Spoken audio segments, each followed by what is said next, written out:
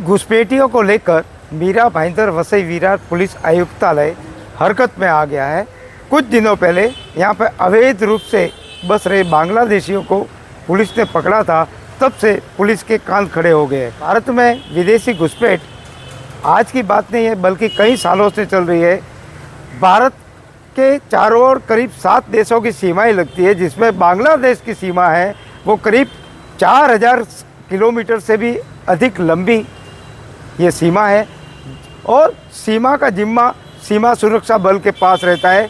तो ये बांग्लादेशी इतनी लंबी जो देश की सीमा है उसका फ़ायदा उठाकर अवैध रूप से भारत में घुस आते हैं।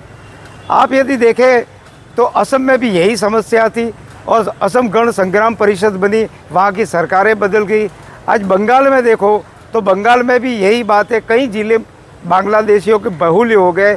आप दिल्ली में देखिए, मुंबई में देखिए, जगह जगह पर अवैध रूप से ये बांग्लादेशी या विदेशी नागरिक घुसपैठ करके यहाँ पर रह रहे हैं।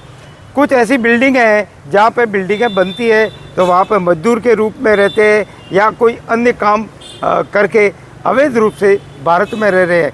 सामान्यतः जब पुलिस हरकत में आती है, उनके कागजात पूछे जाते हैं, पकड़े जाते हैं, तब जाकर ये पता चलता है कि ये अवैध रूप से भारत में घुसपैठ करके आए हैं और यहाँ पर बस गए हैं।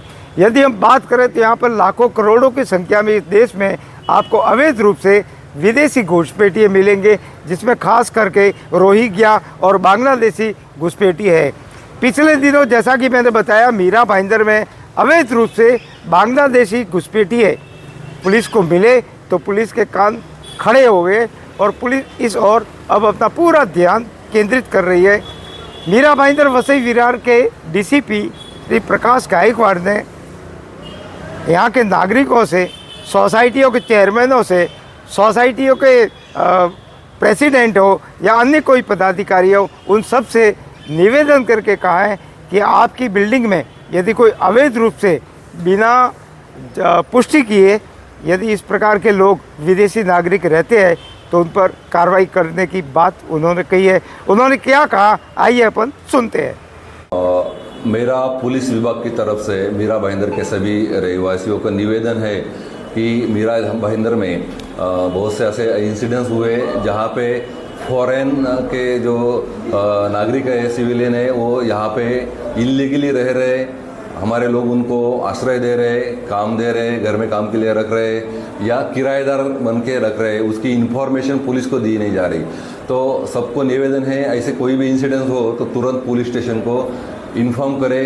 कोई भी फॉरेन का नागरिक हो, वो इलीगली भारत में रह रहा है और उसको कोई आश्रय देने वाला है, डॉक्यूमेंट बना के देने वाला है या घर में रखने वाला है जो किराएदार बन के, तो उसके ऊपर विभिन्न जो सेक्शंस है उसके तहत मामला दर्ज किया जाएगा।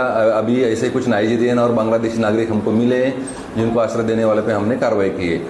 तो आप इस बारे में सतर्क रहे और पुलिस को तुरंत इन्फॉर्म करें।